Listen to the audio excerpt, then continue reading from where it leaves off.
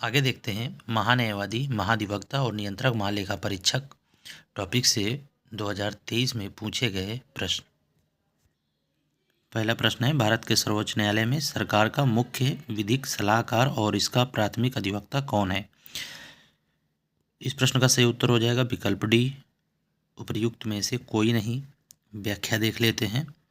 भारत के सर्वोच्च न्यायालय में भारत सरकार का मुख्य विधिक सलाहकार और इसका प्राथमिक अधिवक्ता भारत का महान्यायवादी यानी अटॉर्नी जनरल होता है। महान्यायाधिकर्ता यानी सॉलिसिटर जनरल भारत के महान्यायवादी को उसके दायित्वों के निर्वहन में सहायता प्रदान करता है। अगला प्रश्न देखते हैं, भारत के महान्यायवादी के संदर्भ में निम्नलिखित कथनों में से कौन सा सही है? पहला है, महान्यायवादी के पद पर ऐसे व्यक्ति की नियुक्ति होगी जो कि उच्चतम न्यायालय का न्यायाधीश नियुक्त होने के लिए अहिर्त हो। महान्यायवादी को उनके पद से उसी प्रक्रिया से हटाया जा सकता है जैसे कि उच्चतम न्यायालय के न्यायाधीशों को। इस हिसाब से देखा जाएगा तो केवल पहला सही है, विकल्प डी इस प्रश्न का सही उत्तर हो जाएगा। व्याख्या देख लेते हैं। संविधान के अनुच्छेद 76 के खंड 1 के अनुसार राष्ट्रपति उच्चतम न्यायालय का न्यायाधीश नियुक्त होने के लिए अहिर्त किसी व्यक्ति को भारत का महान्यायवादी नियुक्त करेगा। इस प्रकार कथन एक सही है। संविधान के अनुच्छेद 76 के खंड 4 के तहत महान्यायवादी राष्ट्रपति के प्रसाद पर पद धारण करता है। इस तरह से इस प्रश्न का सही उत्तर विकल्प डी हो जाएगा। आगे देखते हैं। अगला प्रश्न है, आरओ परीक्षा 2023 से भारत के महान्यायवादी के संदर्भ में कथनों पर विचार करना है। वे प्रधानमंत्री की मर्जी तक पद पर बने रहते हैं, गलत है। वे संसद सदस्य के विशेष अधिकार के हकदार नहीं है, तो इसमें यह भी गलत है। और इस तरह से निम्नलिखित कथनों पर विचार करें तो इस प्रश्न का सही उत्तर हो जाएगा विकल्प बी, ना तो फर्स्ट और ना ही सेकंड। ठीक है, व्याख्या देख लेते हैं। तो विकल्प बी इस प्रश्न का सही उत्तर हो जाएगा। दोनों ही जो कथन दिए गए हैं वो गलत हैं। व्याख्या आप पढ़ सकते हैं। देखिए, पढ़ने का तरीका है कि वीडियो को रोक लीजिएगा और स्क्रीनशॉट भी ले सकते हैं अगर कोई बातें आपको नोट करना है। अगला प्रश्न देखिए, भारत के नियंत्रक एवं महालेखा परीक्षक अधिकतम कितने वर्षों तक के लिए अपना पद धारण करते हैं? तो विकल्प अनुसार प्रश्न का सही उत्तर हो जाएगा 6 वर्ष यानी विकल्प सी। और व्याख्या के अनुसार देख लेते हैं। कार्यकाल 6 वर्ष का होता है या वह अधिकतम 6 वर्ष तक की उम्र तक सेवारत रह सकता है। इनमें से जो पहले हो, दोनों बातें याद रखना है, 6 वर्ष या 65 वर्ष। अगला प्रश्न देखते हैं, नियंत्रक एवं महालेखा परीक्षक के बारे में सत्य नहीं है। देखिए, नहीं है पूछ रहा है। उनके कार्यालय के प्रशासनिक खर्च संसद के मत के अधीन है। अपने पद को छोड़ने के बाद वो भारत सरकार या राष्ट्र के अधीन अन्य कोई पद पाने के योग्य नहीं है। संसद के दोनों सदनों में अक्षमता या दुर्व्यवहार साबित होने के आधार पर ही नियंत्रक एवं महालेखा परीक्षक को उसके पद से हटाया जा सकता है। विकल्प दिए हुए हैं। इस प्रश्न का जो सही उत्तर होगा वो होगा विकल्प एक, केवल फर्स्ट। ठीक है, बाकी व्याख्या आप पढ़ सकते हैं। अब देखते हैं लोकसभा से प्रश्न। लोकसभा की प्रथम महिला स्पीकर निम्न में से कौन है? UP PCS pre 2023। विकल्प सी इस प्रश्न का सही उत्तर हो जाएगा मीरा कुमार। ठीक है, अब देखते हैं राज्यसभा से प्रश्न। भारतीय संविधान के किस अनुच्छेद के अंतर्गत राज्यसभा संसद को 2/3 बहुमत से राज्य के किसी विषय पर कानून बनाने के लिए अधिकृत कर सकती है? अनुच्छेद 249 के अंतर्गत। विकल्प ए इस प्रश्न का सही उत्तर हो जाएगा। राज्यसभा के संबंध में त्रुटिपूर्ण कथन को पहचानिए। ए, डॉक्टर एस राधाकृष्णन राज्यसभा के एकमात्र सभापति हैं जो लगातार 2 कार्यकाल इस पद पर रहे। बी, प्रथम संविधान संशोधन के लिए राज्यसभा का अनुसमर्थन नहीं लिया गया था। वर्तमान में संघ राज्य क्षेत्रों से 8 सदस्य राज्यसभा में निर्वाचित होते हैं। 3 अवसरों पर राज्यसभा और लोकसभा की संयुक्त बैठक आयोजित हुई है। तो गलत कथन को बताना है, तो इसमें गलत है। विकल्प ए इस प्रश्न का सही जवाब हो जाएगा। व्याख्या देख लीजिए आप। ये रही व्याख्या। डॉक्टर एस राधाकृष्णन के अतिरिक्त मोहम्मद हामिद अंसारी 2 लगातार कार्यकालों तक उपराष्ट्रपति एवं राज्यसभा के सभापति रहे थे। देखते हैं अगले टॉपिक से प्रश्न अगर बने हैं 2023 में। तो कार्य संचालन एवं विधायी प्रक्रिया एमपीपीसी से पूछा गया इस टॉपिक से प्रश्न। संसद का निर्माण निम्नलिखित में से किनके द्वारा होता है? विकल्प सही इस प्रश्न का सही उत्तर हो जाएगा। संसद का निर्माण लोकसभा, राज्यसभा और राष्ट्रपति द्वारा होता है। किन अनुच्छेदों के अंतर्गत अध्यक्ष सदन के किसी सदस्य को उसकी मातृभाषा में बोलने की इजाज़त दे सकता है? विकल्प सी अनुच्छेद 120(1) के तहत। विकल्प सी इस प्रश्न का सही उत्तर हो जाएगा। 2023 बीपीएससी में पूछा गया है, व्याख्या आप पढ़ लीजिए। अगला प्रश्न है यूपीपीसीएसपी 2023 से। संसद की संयुक्त बैठक के संदर्भ में निम्नलिखित कथनों में से सही कथन बताना है आपको। अनुच्छेद 109 कुछ दशाओं में संसद के दोनों सदनों की संयुक्त बैठक का प्रावधान करता है। दोनों सदनों की संयुक्त बैठक की अध्यक्षता स्पीकर करता है। इस प्रश्न का सही उत्तर हो जाएगा विकल्प सी केवल 2 सही है। ठीक है, केवल 2 सही, यानी दोनों सदनों की संयुक्त बैठक की अध्यक्षता स्पीकर करता है। व्याख्या आप पढ़ लीजिए। अगला प्रश्न आईएएस प्री 2023 से। भारतीय संसद में किस विधेयक और धन विधेयक के संदर्भ में निम्नलिखित कथनों पर विचार कीजिए। जब लोकसभा वित्त विधेयक को राज्यसभा में भेजती है तो राज्यसभा उस विधेयक को संशोधित या अस्वीकृत कर सकती है। 2. जब लोकसभा धन विधेयक को राज्यसभा में भेजती है तो राज्यसभा उस विधेयक को संशोधित या अस्वीकृत नहीं कर सकती है, वो केवल अनुशंसाएं कर सकती है। विकल्प कथन तीसरा है लोकसभा और राज्यसभा के बीच असहमति होने पर धन विधेयक के लिए कोई संयुक्त बैठक नहीं होती, किंतु वित्त विधेयक के लिए संयुक्त बैठक होती है। निम्नलिखित कथनों पर विचार करना है वित्त विधेयक और धन विधेयक के संदर्भ में। इस प्रश्न का सही जवाब हो जाएगा विकल्प है केवल 1। व्याख्या आप पढ़ लीजिए। प्रत्येक धन विधेयक वित्त विधेयक होता है। विकल्प सी सही उत्तर होगा। भिन्न विधेयक के संदर्भ में विकल्प सी सही उत्तर होगा। धन विधेयक से भिन्न विधेयक के संदर्भ में विकल्प सी सही उत्तर होगा। व्याख्या आप पढ़ लीजिए, नोट में लिखा गया है। थोड़ा सा डाउट है इसमें, फिर भी आप इस विकल्प ए सही है। हिंदी और अंग्रेजी में जो प्रश्न की जो लैंग्वेज थी उसमें थोड़ा उसको लेकर, ठीक है, फिर भी आप पूरी व्याख्या पढ़ लेंगे, आप समझ जाएंगे। इस प्रश्न का सही उत्तर ए, ठीक है, आयोग के अनुसार। भारतीय संविधान का कौन सा अनुच्छेद वार्षिक वित्तीय विवरण से संबंधित है? अनुच्छेद 112। विकल्प सी इस प्रश्न का सही उत्तर हो जाएगा। 2023 का ही प्रश्न है। व्याख्या पढ़ लीजिए।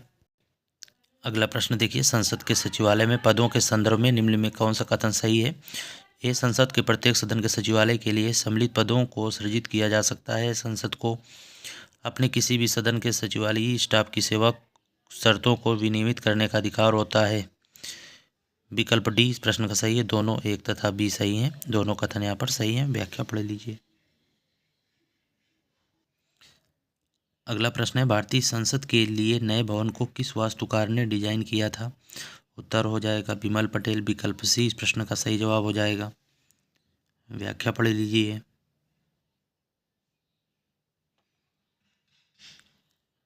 वास्तुकार किसने डिजाइन किया था? बिमल पटेल। विकल्प सी इस प्रश्न का सही जवाब है।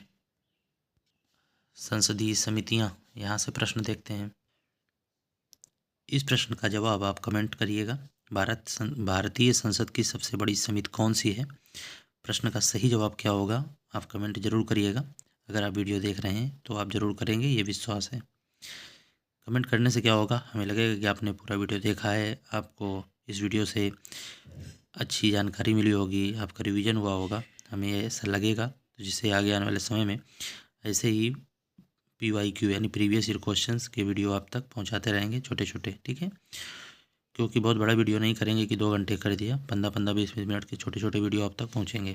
आपका रिवीजन बढ़िया हो जाएगा और 2023 इसके बाद 2024 ऐसे प्रश्न आपको मिलते रहेंगे, ठीक है।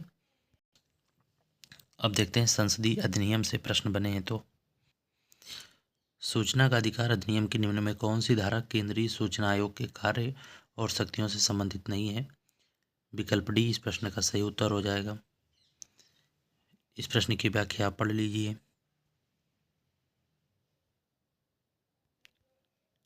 अगला प्रश्न देखिए, RO 2023 का कालानुक्रम के अनुसार उत्तर देना है आपको। लेक्स लोकी अधिनियम, बंगाल टेनेंसी अधिनियम, आयु की सहमत अधिनियम, भारतीय विश्वविद्यालय अधिनियम। इस प्रश्न का सही उत्तर हो जाएगा विकल्प डी। प्रश्न का सही उत्तर हो जाएगा विकल्प डी। व्याख्या देख लीजिए।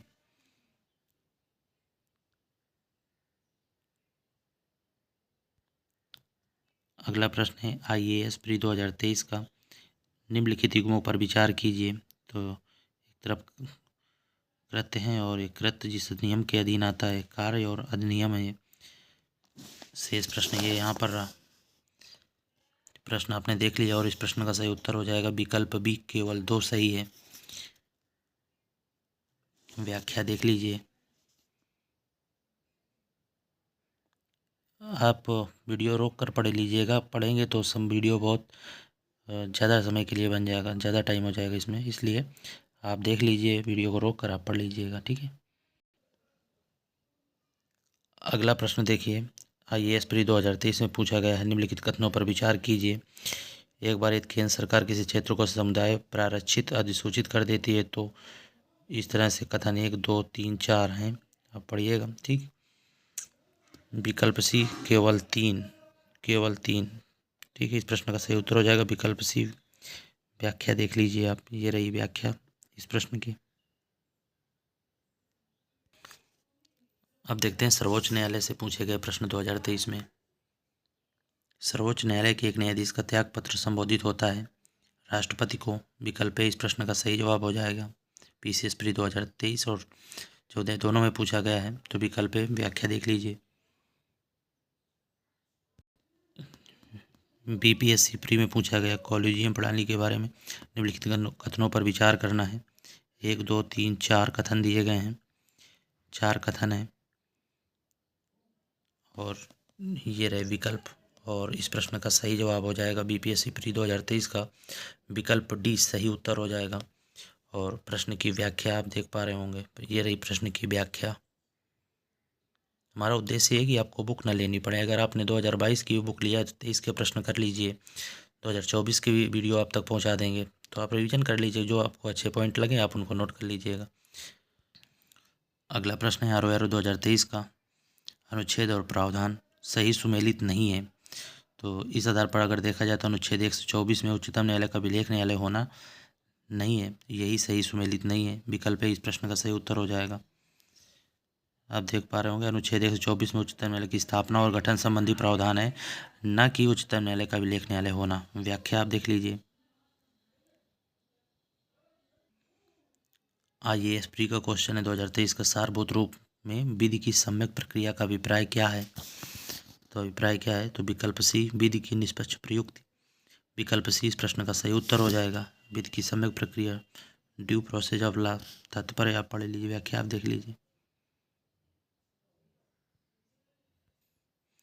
फातिमा बीबी जिनका हाल ही में निधन हो गया, वो भारत की पहली महिला हैं, सर्वोच्च न्यायालय की प्रथम महिला न्यायाधीश। PCS 2023 में प्रश्न पूछा गया। विकल्प बी इस प्रश्न का सही उत्तर हो जाएगा। व्याख्या पढ़ लीजिए आप। जस्टिस फातिमा बीबी का निधन 23 नवंबर 23 को हुआ। वे भारत के सर्वोच्च न्यायालय प्रथम महिला न्यायाधीश बनी। और इसी प्रश्न से PCS 2024 में भी प्रश्न बना है। जो यहाँ पर व्याख्या लिखी हुई है, तमिलनाडु की राज्यपाल रही, तो वहाँ पर केरल लिखकर पूछा गया था, जो कि गलत कथन था। तो इस जो अब व्याख्या पढ़ रहे हैं, इससे PCS 2024 में भी प्रश्न पूछा जा चुका है। अब देखते हैं राज्यपाल से पूछे गए प्रश्न 2023 में। पहला प्रश्न आप देखिए राज्यपाल टॉपिक से, निम्न में किसकी सिफारिश पर राजस्थान में राज्य प्रमुख के पद को समाप्त कर राज्यपाल की व्यवस्था की गई है। राज्य पुनर्गठन आयोग। व्याख्या पढ़ लीजिए। अब देखते हैं राज्य विधानमंडल एवं मंत्रिपरिषद से बनने वाले प्रश्न 2023 में। यूपी PCS प्री 2023 में पूछा गया प्रश्न है, देख लेते हैं। एक विधान परिषद में उस राज्य की विधान सभा की कुल सदस्य संख्या के 1/3 से अधिक सदस्य नहीं हो सकते। एक राज्य की विधान परिषद में कम से कम 40 सदस्य अवश्य होने चाहिए। क्या करना है, इसमें कथन सही है बताना है। तो इस आधार पर विकल्प है, यानी दोनों कथन सही हैं, दोनों 1 तथा 2, यानी दोनों ही कथन यहाँ पर सत्य हैं। व्याख्या आप देख सकते हैं। कोई धन विधेयक है या नहीं, इसका निर्णय राज्य में कौन करता है। राज्य में कौन करता है, याद रखिएगा, विधानसभा का अध्यक्ष करता है। व्याख्या देख लीजिए। अगले वीडियो में देखेंगे उच्च न्यायालय एवं अधीनस्थ न्यायालय से 2023 में पूछे गए प्रश्न। ये तीसरा वीडियो है। ऐसे ही लगभग 5 वीडियो में 2023 के प्रश्न आप तक पहुंचाने का पूरा प्रयास कर रहे हैं कि 5-6 वीडियो में 15-15 मिनट के वीडियो हों, पहुंच जाएंगे। आपका अच्छा बढ़िया से रिवीजन हो जाएगा। बने रहिए एनजे डिफेंस यूट्यूब चैनल के साथ। फिर मिलेंगे अगले वीडियो में आगे के टॉपिक के जो भी प्रश्न है 2023 में, उनको लेकर। जय हिंद।